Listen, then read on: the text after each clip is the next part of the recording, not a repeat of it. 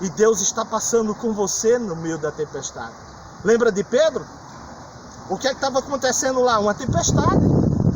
Mas Jesus disse: sai, Pedro, de dentro do barco, com a tempestade e tudo. E Pedro, recebendo essa ordem, a Bíblia diz que Pedro, irmão, ele sai de dentro do barco em meio à tempestade. Aleluia. Ele nem percebe mais a tempestade. Sabe por quê? Porque o olhar dele estava fixo naquele que ordenou, naquele que tem o poder e a autoridade, que delegou a mim e a você. Aleluia. E Pedro foi andando, irmão, por meio da tempestade. Talvez aconteceu com Pedro o que acontece conosco hoje. No meio do caminho ele naufraga. Ele começa a tirar o olhar da direção daquele que autorizou que ele saísse do barco e que andasse sobre as águas. Talvez aconteceu isso com você também. Louvado seja Deus.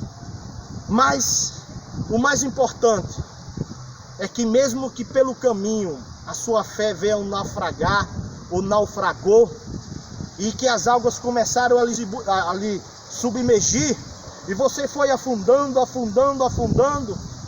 mas se você fizer o que Jonas fez, clamar a Deus, Deus vai lhe responder.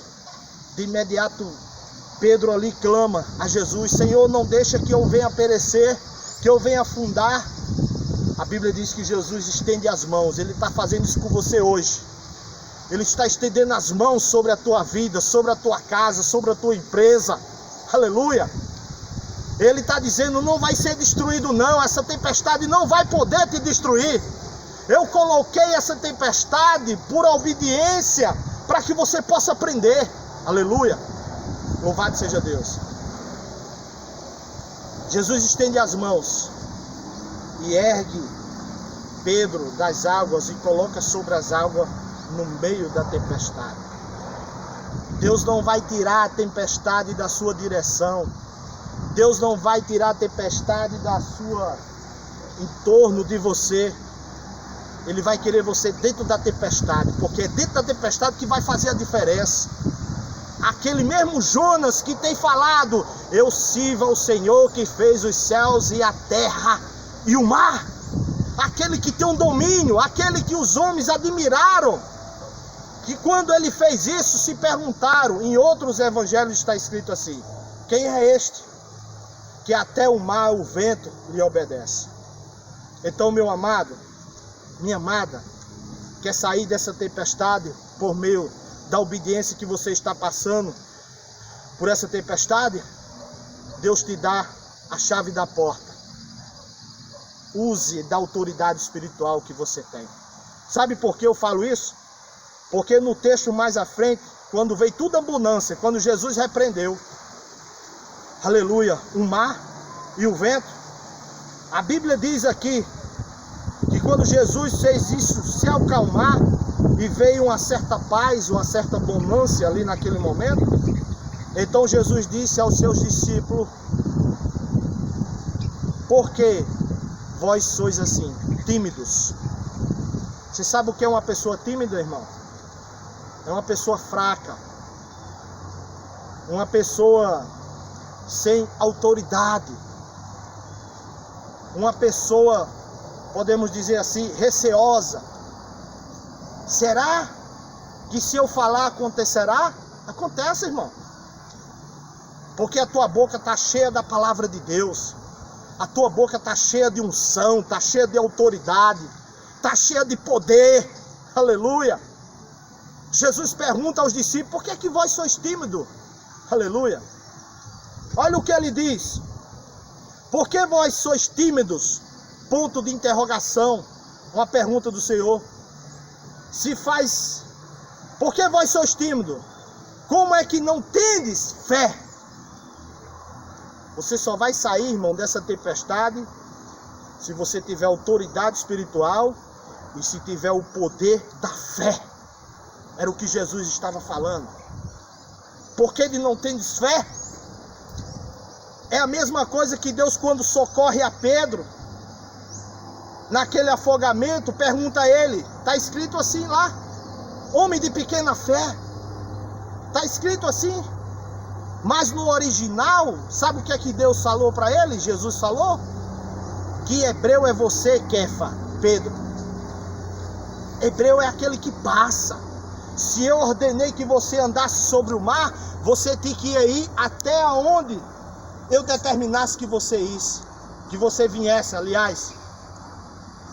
E o fim era chegar até a mim, ao meu encontro.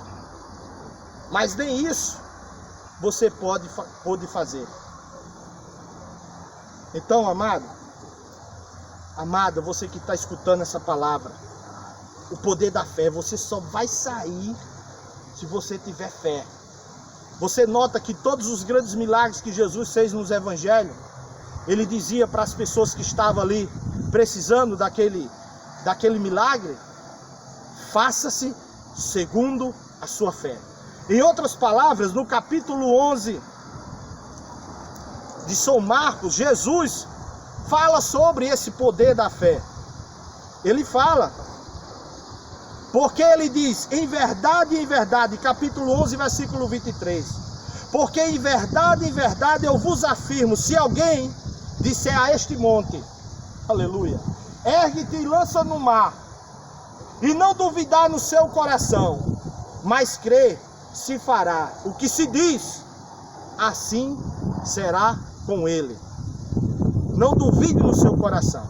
A dúvida, ela gera a incredulidade. Há um grande perigo quando você se torna uma pessoa incrédula. Será que vai acontecer? Será se eu falar realmente com a minha fé, isso vai acontecer? Vai, porque ele está dizendo aqui, se você não duvidar. Era que os discípulos, naquele momento daquela tempestade, não usaram daquilo que Jesus tem passado para eles. Eles deixaram a dúvida, a incredulidade entrar, e não houve operacional de milagre, porque a fé deles não estava operante. O segredo de andar com Deus é esse: ele fala, nós obedecemos e assim acontecerá. Isso é fé. Isso é fé. Então, amados, essa é a segunda tempestade que você vai se examinando qual delas você está, ou se você está na tempestade que entra pela desobediência e que você sai por ela por meio da oração, por meio da consagração, por meio do arrependimento, ou se você está nessa segunda tempestade, essa tempestade aqui que os discípulos entraram por meio da obediência a Jesus, a estar num barco e a passar para outra margem. Aleluia, louvado seja Deus. A Bíblia diz que na primeira tempestade, depois da oração que Jonas fez, a Bíblia diz que Deus fez que o peixe o vomitasse na beira da praia do mar, ao lado da cidade de Nínive. Nessa tempestade de desobediência, Jonas mesmo assim chegou lá. Ele conseguiu sair dentro dela por meio da oração, por meio do arrependimento e da consagração, como eu já falei para você. Essa tempestade aqui, Deus também dá as chaves das portas para que os discípulos passem, para que eles possam utilizar-se da autoridade espiritual e do poder da fé. E a Bíblia diz que eles, possuídos de grandes temores, eles diziam uns aos outros: quem é este que até o vento, o mar lhe obedece? Oh glória! Você pode dar um glória a Deus aí? Você pode dizer que Jesus é bom, que Jesus é maravilhoso? Que Ele está passando com você nessa tempestade? Aleluia! Que Ele quer que você se utilize das ferramentas que Ele lhe deu, porque você tem que chegar do outro lado. Ele disse: passemos para o outro lado. Nunca se esqueça disso. Quando nós chegarmos do outro lado, Deus tem propósito. Sabe qual era o propósito de Jesus aqui?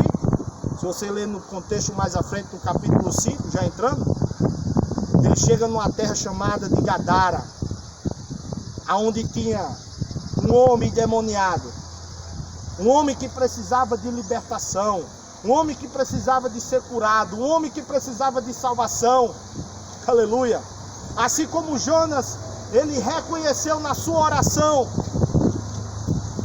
ele disse que esse Deus é o Deus da salvação. Aleluia. Deus vai salvar. Ele quer usar você para salvar. Não deixe que o vento e as ondas, o caminho lhe atrapalhe não, porque Ele está com você, irmão. Assim como Ele esteve com Jonas, Ele esteve com os discípulos. Agora eu quero falar da terceira tempestade. Tem tempestade que você entra pela desobediência, tem a tempestade que você entra pela obediência, e tem tempestade que você entra pelos outros. Você entra na tempestade por causa dos outros. Aleluia. Sabe quem eu tomo como referência a isso? A Paulo. Paulo, na sua viagem a Roma, ele faz um pedido ao governante que teria que chegar em Roma.